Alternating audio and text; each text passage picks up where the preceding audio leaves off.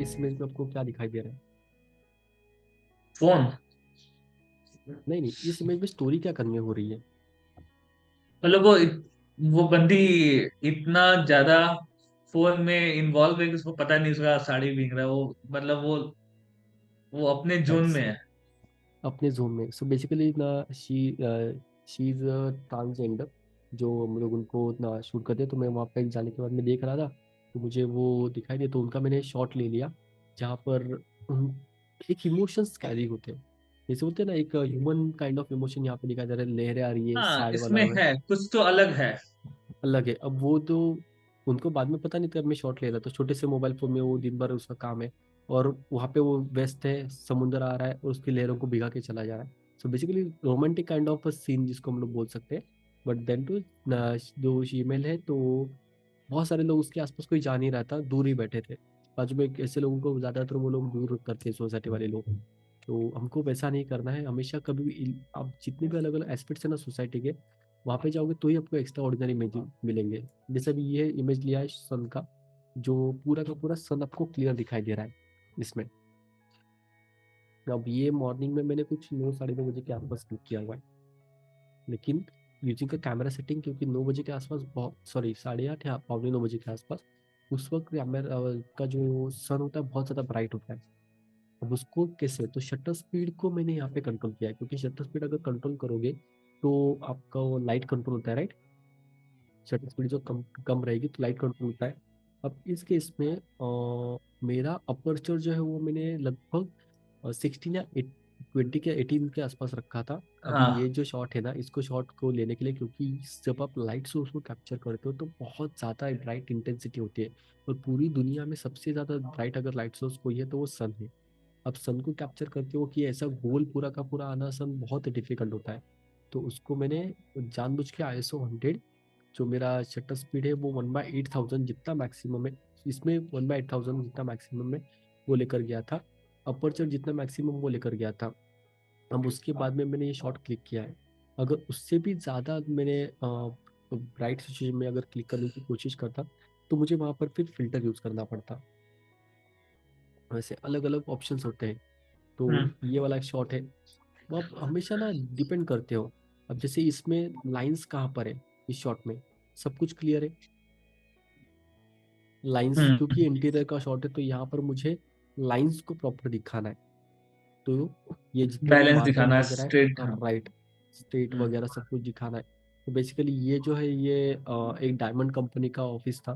तो वहाँ पे पूरा का पूरा थीम उनका वाइट मार्बल का है। तो हमने उसी वाइट मार्बल को थीम लगाकर सारी इमेजेस शूट करने की कोशिश की थी। वैसे इमेजेस आप देखोगे तो अभी यहाँ पर भी लाइंस को बहुत ज़्यादा इंपॉर्टेंस दिया गया है। लाइंस, कर्टन्स, हाँ, सब वैसे। सेंटर में टीवी है। एग्जैक्टली। तो आपके जो इमेजेस है ना, उन इमेजेस को आपको अलाइनमेंट करना ही सबसे इम्पोर्टेंट होता है कि कैसे आप उसको अलाइनमेंट कर रहे हो। एक बार तो अलाइनमेंट आप आपका हो ये गया। सब ट्राइपॉड पे शूट कर रहे थे या फिर हैंड होल्डिंग? नहीं नहीं नहीं, उस वक्त मैंने ट्राइपॉड पे शूट किया था। उस वक्त ना ट्राइपॉड पे मैं शूट करता था, क्योंकि उस वक्त लो शटर स्पीड में आपको पॉसिबल ही नहीं है। जैसे अभी फॉर एग्जांपल एक वीडियो शूट हम लोग कर रहे थे, एक फैक्ट्री में शूट चल रहा था मेरा। तो उस वक्त हमने ये सोनी का A7R जो कैमरा है वो हम लोग यूज़ कर रहे थे। और ये मेरा स्लाइडर है, स्लाइडर पे मैंने कैमरा माउंट किया हुआ है। तो स्लाइडर पे कैमरा ऐसा आगे पीछे जाता है, स्लाइडर क्या पे। वीडियो शूट कर रहे थे क्या? हाँ, फैक्ट्री का इंट्रोडक्शन वीडियो था। मतलब वहाँ पे वो जो फैक्ट्री है, हमारे वर्क समुद्र के अंदर प्रोसेस। जो पेट्रीकेमिकल की जो पेट्रोल निकालते हैं ना, समुद्र के अंदर से पेट्रोल निकालते हैं। तो वो पेट्रोल निकालने का पूरा मशीनरी बनाने का वो फैक्ट्री था। तो वो पूरा का पूरा एक मशीन उनका कम से कम 70-80 फीट लंबा था, इतना। अब उस मशीन को शूट करना था मुझे, उसका पूरा वीडियो बनाना है। तो जितने भी पार्ट्स हैं, उन्होंने मशीन कैसे बनाया, उसका डॉक्यूमेंट्री बनाते हैं ना, वैसा। तो उस वक्त हम लोग ये फुल फ्रेम कैमरा यूज़ करते हैं, सोनी के कलर्स। ये मेरे असिस्टेंट थे। तो वो लोग ना छोटे छोटे हम लोग साइड से शॉट ले रहे हैं। पूरा ये एक ही बड़ा मशीन था वैसा। एंड हम्म। फिर यहाँ पर हम लोग भी, यहाँ पर एक शॉट ऐसे ही आ गया था, जिसमें वो एक डिफिकल्ट शॉट लेना था, लेकिन पॉसिबल हो ही नहीं पा रहा था हम लोगों को। ले आधा घंटा 1 घंटा हो गया। देन असिस्टेंट ट्राई कर रहे थे एंड आई वाज थिंकिंग कि उसको कैसे लिया जाए। तो उस वक्त मेरे तीसरे असिस्टेंट ने वो स्नैपशॉट क्लिक कर लिया था कि थोड़ा डिस्टेंस लुक कैसे पता चले, बिकॉज आप जब वहाँ पे जाते हो तो आपको बहुत टाइम एक देना पड़ता है शॉट लेने के लिए।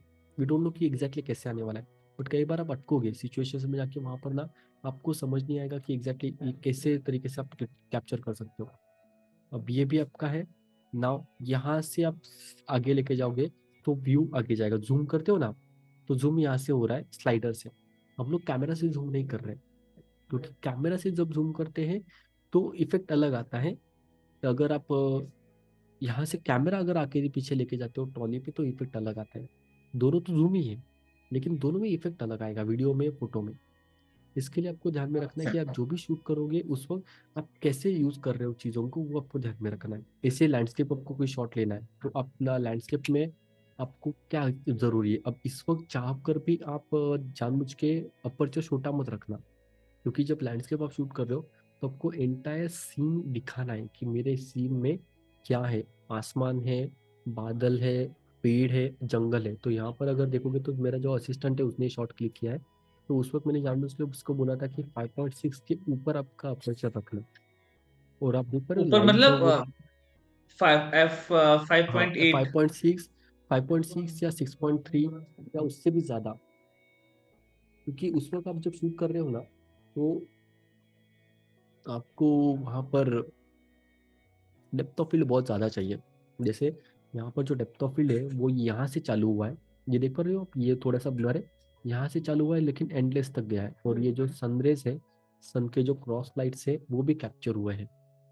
तो ये डेप्थ ऑफ फील्ड बहुत ज़्यादा चाहिए। लेकिन अगर इसी केस में अगर किसी पोर्ट्रेट को मुझे क्लिक करना है और ये वाला शॉट है, तो इसमें डेप्थ ऑफ फील्ड ज़्यादा नहीं चाहिए, इसमें डेप्थ ऑफ फील्ड जो है वो कम चाहिए। करें सेम अगर इसमें ना, ये शॉट अगर क्लिक करना है तो इसमें डेप्थ ऑफ फील्ड जो है वो मुझे क्लियर चाहिए, बिकॉज जो पीछे वाले जो चीज़ें हैं, जो पर्सन काम कर रहा है ये वाला, तो इसको भी आपको सब कुछ क्लियर दिखाना है। तो जैसे आप डॉक्यूमेंट्री जब क्लिक करते हो तो डेप्थ ऑफ फील्ड ज़्यादा रखोगे, जब डॉक्यूमेंट्री क्लिक नहीं करोगे तो डेप्थ ऑफ फील्ड कम रखोगे। Correct. Correct. Then for example कभी अगर आप जैसे क्रॉस शॉट लेते हो, अभी जैसे ये क्रॉस शॉट है, पर्सन है, अभी किसी अगर पर्सन का पोर्ट्रेचर क्लिक कर रहे हो, फॉर एग्जांपल अभी ये शॉट है, ये एक आइडियल पोजीशन है। तो कोई पर्सन काम कर रहा है और आप बैक साइड से क्रॉस से शॉट ले रहे हो, उसका पोर्ट्रेट शूट चल रहा है एंड आप डॉक्यूमेंट्री टाइप दिखाना चाहते हो कि मुझे उसको कैसे शूट करना है। अब ये नॉर्मल फोन से शूट किया हुआ है, इसमें कोई दिक्कत नहीं है।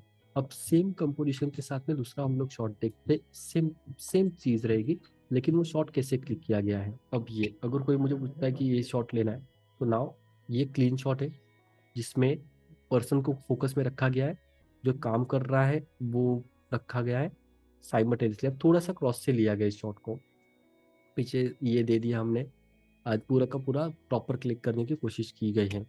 सेम केस में अगर उसका बैक साइड चाहिए तो ये वाला बैक साइड शॉट। अब यहाँ पर जानबूझ के यहाँ पर भी मुझे फोकस रखना जरूरी है। और ये तो अगर फेस रिवील नहीं कर रहा है, उसको अगर स्टॉक में यूज करना है तो हम लोग कर सकते हैं।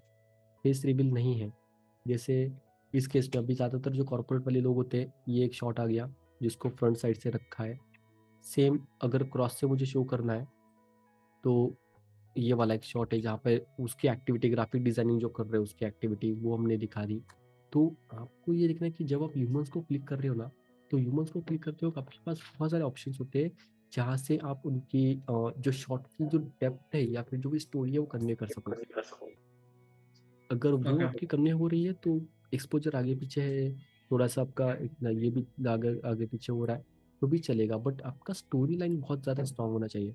जैसे हर इमेज में, अभी यहाँ पर देखोगे आप तो हर इमेज में स्टोरी लाइन करने है। यहाँ पर भी देखिए जो जो वाटरफॉल है वहीं पर लाइट पड़ रहा है तो उसने बहुत अच्छे से उसको कैप्चर किया हुआ है। ये मोर स्टोरी है, वो प्रॉपर उसके इमोशंस कैप्चर हुआ है, एक्शन कैप्चर हुआ है, यहाँ पर एक्शन कैप्चर हुआ है, यहाँ पर फास्ट एक्शन कैप्चर हुआ है। अब ये क्रॉस उन्होंने लिया हुआ है, जानबूझ के लिया हुआ है, क्योंकि क्रॉस में वो एक्शन बहुत ज़्यादा अच्छा दिखाई देता है। और वही अगर सीधा रहता तो गाड़ी बहुत छोटी दिखाई देती लेवलिंग पे, तो जानबूझ के उन्होंने क्रॉस एक्शन लिया हुआ है। सेम अब यहाँ पर उसके इमोशंस जो आंखों पे फोकस है पीछे ब्लर है, और जो आंखों पे फोकस है वो आपका अटेंशन वहीं पे ड्रॉ करता है।